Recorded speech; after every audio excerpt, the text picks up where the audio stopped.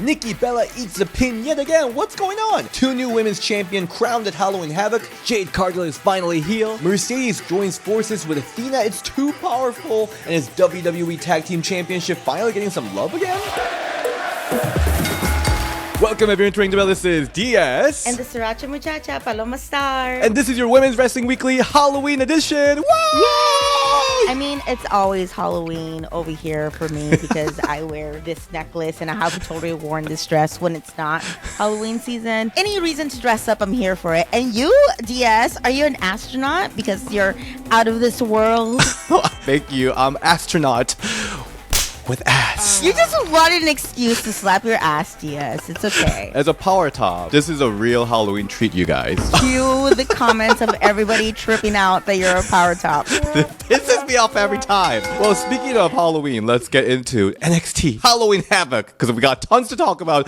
This PLE was a sleeper because I did not expect to see 2 new champions in this PLE. So let's start with the North American Women's Championship. Blake Monroe versus Zarya. This whole situation, by the way, is really interesting because Sol Ruca is injured. Not sure if it's storyline wise or actually for real, but she announced her injury. So Zarya, who's her tag partner, aka little lesbian stuff going on. I don't know what exactly is going on, but Zarya is going to take it. Zarya is going to defend the title for Sol. But we got to talk about Mariah's entrance. So good. The glamour is here. And her whole Bride of Chucky getup, loved it for her so well. I just love like the pure, like lovely look for her because she's such a nasty They're just like perfect contrast with her personality. It's just amazing. Zarya looked amazing, but this match was so freaking good. Oh my god. It was so good. It started off so hot, so fast that I actually thought it was going to slow down, but it actually kept that pace that whole match, which was so interesting. And I was like, oh wow, they're both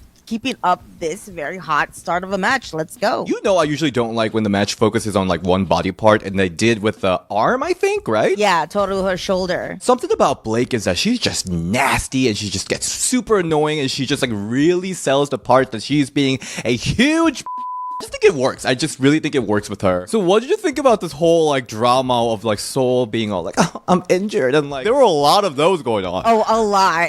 It was really cute. I liked it.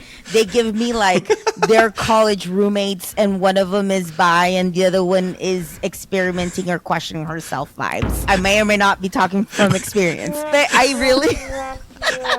really love that they were both like in it together. But the whole thing of it was, so if Zara would have won, she would have been new champion, or would Sol still be champion? How would that would have worked out? And also, I'm not gonna lie, that spot where the shoulder spot where Sol pushed Zara into the pole, I'm like, is she turning on her? Why is she turning on her? I'm like, oh wait, no, she's just popping her shoulder back in, which was I thought was super the same creative. thing. I really thought she was turning on her, which was great. Because at first I was like, wait a minute, they're being too nice to each other. And when that happened, I'm like, oh, that's why. I'm like, oh wait, no, that was just the shoulder thing, which worked out great. It was very creative. Did you like it? I did. Yeah, it was different. It was creative. It was a swerve, so they got me on it. So I liked it, even though it was way too easy. Like, obviously, popping on your shoulder does not go in that easily. But storyline purposes, I liked it. It was cute. It was very power of love. So I guess it was a little bit hokey. But okay, I'll take it. I actually really liked the ending sequence where Blake accidentally trips Sol. That was done really organically. That was very natural. And like that leading into, I mean, I did not like when she like went out and like, oh my god, are you okay? But like that leading to 2 DDTs in a row for Blake to finally pick up the win. I thought that was really cool. It was a really cute sequence. I love how their friendship actually ended up hurting them. Overall, I thought it was a really good match, really good storyline. Overall, I really enjoyed it. I actually thought Sol kind of did that on purpose, where she's the one that kind of tripped Blake Monroe. So I kind of felt that way, at least when it happens. But maybe I was reading too much into it and thought that. But it totally felt like she kind of like stuck her crutch/foot out, like almost on purpose to trip her or to kind of like put herself in harm's way. Maybe it's just what it is and what you said, but I felt like it was giving that vibe. Are you just speaking from experience of your college days? Maybe, okay. Did she backstab you? Is that what happened? Maybe we're just projecting. Maybe we're just here, like hurt. okay? We're just burned from love, so we're just like, I think they hate each other. So yeah, Blake is our new North American Women's Champion. I mean, I'm really happy for her. I think she's definitely a champion material. Champion belt looked great with her, obviously. And it's kind of interesting how, like, she was the AEW World Women's Champion. I mean, freaking Jade Cargill was a TBS champion, went straight to the main roster. But Blake talked about how she wanted to be in NXT. So she's going from the North American Championship, hopefully next to the NXT Women's Championship. So she's building it up. I think she's going to do a great job being champion. I love her being a heel, and I think having the heel champion always makes it look better because it's always better when the babyface chases for it. And she does so well with her promos and her vignettes and her character work that I really think it's going to build up this title even more. But Booker T kept on trying to say that she wanted it like in record time, and poor Vic was just trying his best to correct him, but he's like, whatever, sure, I'll just let you run with it. But I'm glad that she won. I think she's definitely really good championship material. I mean, she is still to this day one of the best storylines in AEW history. So Agreed. she is good on that category for Totally. sure. Real talk. You know what's been really confusing lately is where are we watching WWE? Like Raw's on Netflix, PLE is on ESPN, NXT and SmackDown on television, different channels. It's comically complicated, but I've been honestly hassle-free just watching everything on Netflix. Thanks to our sponsor today, Surfshark VPN. I just switched my virtual location, hit play, boom. That's literally why I started using Surfshark VPN. I got tired of all these streaming chaos. Surfshark let me virtually switch my location so I can access every WWE shows no matter where it's airing. And outside of WWE, I also catch some popular K-dramas that's not available on Netflix in the United States. And unlike some other VPNs, Surfshark keeps my connection fast and clean. Their clean web feature blocks ads, trackers, and malware, which is perfect when I have to dig up obscure diva matches on sketchy archives. But the best part, there's no risk in trying Surfshark. They've got 30-day money-back guarantee, and if you use my code RING, R-I-N-G, you will get 4 extra months free. How many PLEs is that? That's surfshark.com/ring or code RING, and I'll see you at War Games wherever it's streaming. But next is the NXT Women's Championship with Jacy Jayne versus Tatum Paxley. I love Tatum's outfit. Like, I thought it was so cute with the white outfit. Cute. So creative. Yeah. Perfect for Halloween Havoc. Perfect with her character, her gimmick. It was so different. It was kind of like almost, I don't want to say overdone, but it's like almost like, why hasn't anybody thought about doing this before? Because it works so well. It was super cute. The details on it, everything was great. I also feel like Jacy always kind of wears like the same thing, but a different rendition of it. But I love her makeup. Her makeup looked great. Again, this was another really good match. I think it's a really testament. Like, I was such a fan of Tatum the moment she turned into this current gimmick. I just love watching Tatum wrestle because you can tell like that she has that trademark style that is just so unique and bizarre to her. I actually did not like Tatum for a long time until you were really putting her over, actually. Like, it was you keep on talking so much about her and so well about her that can kind of made me be like, oh, hold on, let me like look at her a little bit more. She really didn't attract my eye until she did switch, and that's when she becomes a little bit more unique. Like, she does moves that you've seen before, but does them in her own style, in her own like weird, quirky way. Like, she does like that splash, but she does like that toe touch, like right in between the splash that would before she drops like an elbow. Like, it works so well because it kind of looks like quirky, weird, and different that it makes her stand out so much. And you could tell she's just like having fun. And I think a lot of times, a lot of the women especially when they haven't been wrestling for a long time, you could tell that they're thinking of like, oh, what spot do I have to do next? Where I need to move out of the way. And you're with her, you could tell she's like in the moment, having fun and just like wrestling, which I really do love and appreciate that because you could really tell with her. She's so different and unique, and I can't wait to see what she does as champion, which actually surprised me. I didn't think she was gonna win, but I'm here for it for sure. You turned me into a Tatum stan for sure. She just does everything so uniquely. I just love when the character and the wrestling moves and it all just clicks, and that she's just one of the person that has like her hairstyle, her gear, her wrestling moves, like I don't know, like her little like voice, little dolls that she brings, everything just works so well together. I just love her. It's just a full package for me. But I did definitely think it was some kind of like Abaddon AEW championship situation where she she just is getting this opportunities because it's Halloween. But no, she's our new champion, and she dethroned Jacy Jayne, which is, I feel like, it's such a huge deal. And I love that even like a little tease with Easy, like, is she mad at Tatum because of the Lyra, like, Bird Lady situation? Or like, like, was she trying to attack Tatum? Or like, was she actually going for Jacy? Like, we don't know. So I think that really adds even more story into it. I did love that it was kind of ambiguous with who she was gonna hit, because they could go so many different ways with it, which makes it more interesting. And I will say, this is the first match I've ever seen where somebody works somebody's throat. Like, they were working her throat, her jaw, the whole match, even from that she was underneath the ring and did like that catapult into the frame of the ring, and then just like kept on working that the whole time. And Tatum did a good job of like selling it the whole time. She does a real good job of selling it, but it was very interesting. I know how you feel about body parts, but the body part have been the throat. So it was really well done and interesting for sure. It was a high-paced match. I really enjoyed it. The crowd was super into it. No, I think when it comes to body parts, I think my favorites are finger and throat. When I was in the Indies in Texas, when I was my first year in wrestling, I saw Cesaro work an ear. He wrestled Mike Quackenbush, and they literally worked an ear the whole match. That's so random. It was very interesting. That's so random. Wait, so where do you think Jacy goes from here? Because Jacy, if you think about it, she really did a lot. Like, she had this championship for a long time. She won a freaking Knockouts championship, which was a huge moment. Where do you think she goes from here? I think she goes and absorbs other hot girls to be in her hot girl clan of not toxic attraction.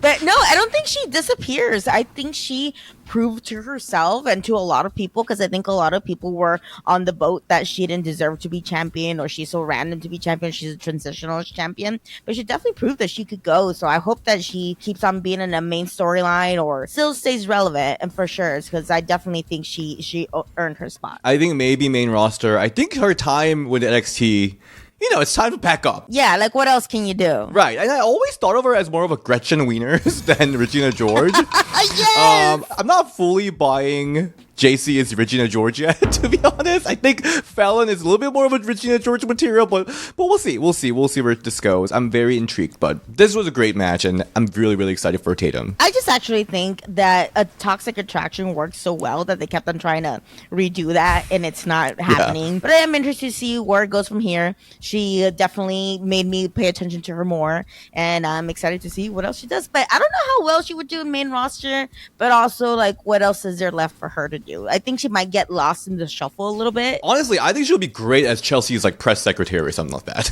Yeah, that'd be great. But let's move to SmackDown, because on SmackDown we got Tiffany Stratton, our WWE Women's Champion, versus Kiana James. This match was surprisingly good, I say. I almost forgot how good of a wrestler Kiana was, because every time she like goes in the ring, I'm like, oh yeah, she was great. They wrestle too much alike. I thought that she was just like wrestling the brunette version of herself, or Kiana was wrestling the blonde version of herself. So I was almost couldn't get behind it as much, because they wrestle so similar.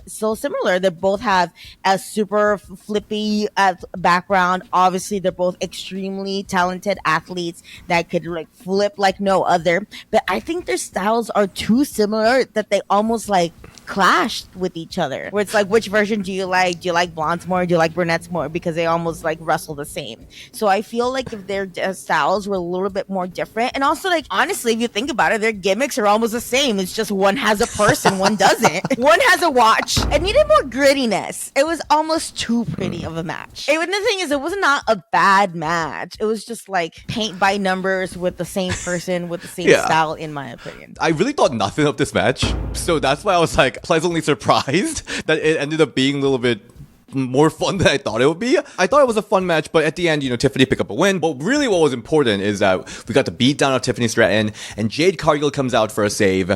And then she finally did it. She cut the shit and finally turned heel. And I'm like, thank God. About time. About Yes. time. About time.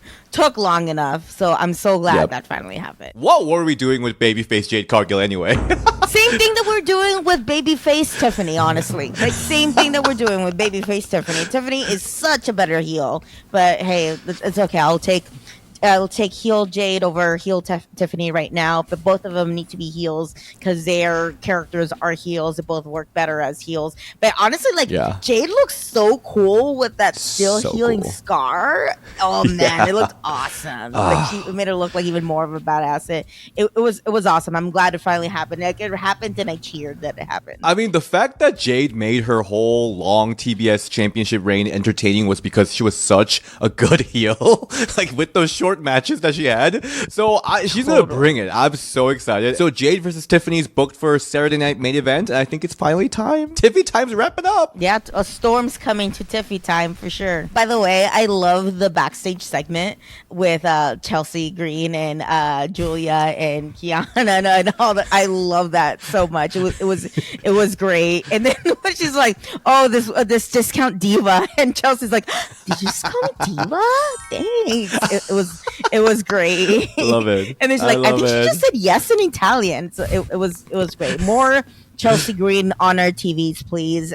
Maybe especially in the ring, but I'll take her any way possible, even if it's a backstage segment, because she's so entertaining. And then another backstage segment we got was Nia Jax interacting with Charlotte and Alexa. Nia doesn't have a partner right now, so I don't know how she's going to be involved with this tag team, but we'll see. I'm kind of intrigued who she might be bringing back. Maybe Tamina? Maybe just my hopeful thinking. I don't know. Lash, maybe, from NXT? Could be getting called up. Ooh, that'd be fun. Moving on to Raw, we got Nikki Bella versus Roxanne Perez match, and it's so cool thinking about how, like, back in Total Divas, like, Roxanne was there as, like, a little fan, but now they're having a match inside. I love it. So awesome. Like, such a full circle for sure. It was even awesome. Like, she's like, oh, hey, bowing down to her, and like, hey, shake my hand. So I feel like that was a good, like, little nod and acknowledgement of that for sure. And I think this was a cute match. I think Nikki is, like, definitely losing her ring rust over, and I love how commentators keep mentioning that after Wade Barrett. Like, I love how he got called out by Nikki Bella for being nasty on the commentary, and he's so nice now. I love it. So nice, totally. Like, completely 180 for sure. I will give it up to Roxanne, though. She is such a good seller that the ref had to even check on her to make sure she was okay. Like, she even worked the ref, and I'm sure she's selling so good from that slap that Nikki Bella gave her, that the ref, and I'm sure it was the producers backstage watching, be like, go check on her, and she's probably like, yeah, I'm fine. I'm just selling, which is such a good problem to have. But Roxanne was on point with her selling this whole match. I mean, she's on point with her selling in every match, but she definitely was on point on selling and making everything that Nikki gave her look huge and devastating for sure. And I was a little bit surprised because with Raquel's help, Roxanne picked up a win from Nikki Bella with the Pop Rocks, and I was like, wait a minute, another loss for Nikki Bella. I was very surprised. Same. For sure. I was like, oh, okay, so we're doing this. And I'm hoping that maybe they keep on doing this and it'll turn her heel, because this is another person that should be healed. It works so much better as a heel. So I'm hoping for that. Yeah, I really hope so. And then post-match, we got another beat-up, and Stephanie Vaquera came out for the help. So we're getting this match next week, tag match, where I really hope there's some heel turn happening. What can we say? I guess Nikki Bella is just so generous. She's here for the women. She's giving opportunity for the next generation. She's here for it. I even actually liked her, what is it, like a teal red color combination. I thought it was really cute. It looked really cute. Yes, I like this gear for sure. Definitely. So definitely, Nikki is warming up for something big. So excited for that. And then backstage segment, Maxine Dupree. She's getting her IC championship opportunity again. So we're going to be seeing another match between her and Becky, which is kind of exciting. And then we got the main event, Charlotte Flair and Alexa Bliss versus Bayley and Lyra Valkyria. And this match kind of happened because Bayley sent like a video to Charlotte. So we have a match, which happens to be main event. This match was great as expected. What a match for Lyra to be in there. Like, that is so awesome. Being there with like three very established women, but all three of them were champions. Once her and Charlotte got in the ring, I was like, oh wait, this would be an amazing singles match. It was just a battle of the woos, one regular woo, one bird woo. I was here for it. I was like, okay, I think I want to watch this singles match for sure because they're both very technically sound, and I think it would be a very good, intense, technical back and forth match. It was definitely fresh seeing her mix things up with Charlotte Flair and Alexa, but I guess she mixed things up a little too much with Alexa because I think her hair got stuck or something. Yeah, on her gear. Wardrobe. Yeah, totally. Lucci voodoo. This is Lucci voodoo. A lot of really cool moves happening to break things. I was like, oh man, this is. I mean, for people that haven't really worked together, like Lyra, this was really fun. It was crisp, but without looking too nice. Everybody timing was great. I feel this is what happens when you get four women who can go in the ring together for sure. Lyra was definitely held her own. She shows that she could. I mean, she already proved she doesn't have to prove it anymore that she could go. But it was fun to see her getting mixed up with other people that I didn't even realize she hasn't even been in the ring with. But I'm like, oh yeah, she really hasn't. But it was nice. It was crisp. It was fast. It was definitely everything that this match needed to be. And I'm glad it was main event. For the longest time, I didn't even know it was main event. But then again, who else would have put main event? Because there was not really much going on in this Raw, in the men's story wise. So I'm glad that they were main event. Just side note, I really like Charlotte's outfit, by the way. It looked really cute. Yes, but, trendy. It looked so good. I always think of Charlotte as the queen, but I think she personally, I think Ashley really likes to be trendy girl. I think that's what she likes to be. It mixes that a little bit, so I did really like it. But I'm kind of confused about tag team storylines in general right now, if there is any. I think they're trying to make it happen again. So we'll see. I'll wait. But for now, I'm just what is going on? Because after this match, Kabuki Warriors came to attack them. I thought their business is not done yet with Rhea and Io. So confusing, but I'm here for it. At least they're doing something. I definitely could tell that they're trying to make the tag team champions happen again, especially with that comment from Charlotte that she said this is going to be the most times that the women's tag titles get defended. So I think they're really trying to push that. And that's crazy to me that it was the most defended one, because I was I don't even think they defended that much. So I'm I think it's going to end up being a multiple tag team match down the road somehow, for sure. One thing that was a little weird, by the way, was that Kabuki Warriors they weren't touching Bayley for some reason. The commentator was talking about it, so I was kind of what is going on there? And it's an interesting time because I think our PLE, we got a little bit of time until next PLE in War Games. We'll be getting some multi-women matches. So we're having some tech issue. Because of course we are. So I'm just gonna talk.